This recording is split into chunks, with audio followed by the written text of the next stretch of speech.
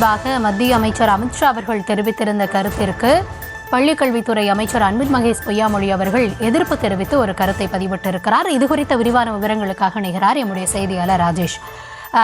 அமைச்சர் தரப்பில் தெரிவிக்கப்பட்டிருப்பது என்ன, விரிவான விவரங்கள்?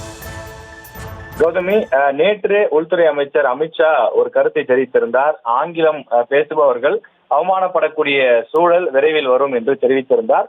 இதற்கு நாடு முழுவதும் எதிர்க்கட்சிகள் பலரும் எதிர்ப்பு தெரிவித்து வருகிறார்கள்.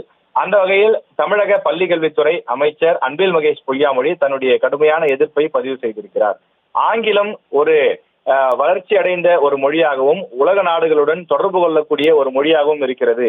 இனிமேலும் ஆங்கிலத்தை ஒரு ஆதிக்க மொழியாக பார்க்க முடியாது. அது ஒரு முன்னேற்றத்திற்கான கருவியாக இருக்கின்றது.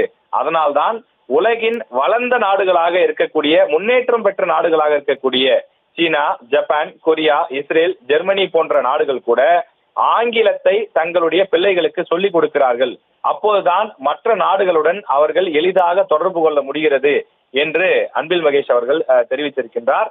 மேலும் அமித்ஷாவும் RSSம் ஆங்கிலத்தை சிதைக்க விரும்புகிறார்கள், வேறு மாதிரியாக சித்தரிக்க விரும்புகிறார்கள் என்றும் அவர் குறிப்பிட்டிருக்கிறார்.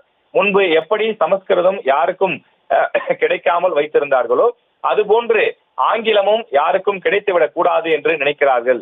ஆங்கிலம்தான் ஏழைகளை, தலித்துகளை, பிற்படுத்த மக்களை, ஒடுக்கப்பட்டவர்களை உயர்த்தக்கூடிய ஒரு கருவியாக இருக்கின்றது.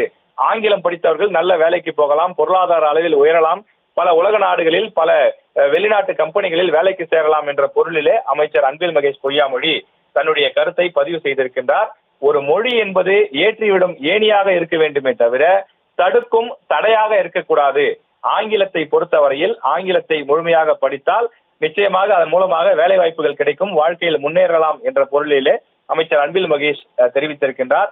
மேலும் அமித்ஷாவின் பயம் ஆங்கிலம் பற்றியது அல்ல, அது சமத்துவம் மற்றும் வளர்ச்சி பற்றியது எனவும் தன்னுடைய கடுமையான எதிர்ப்பை அவர் பதிவு செய்திருக்கிறார்.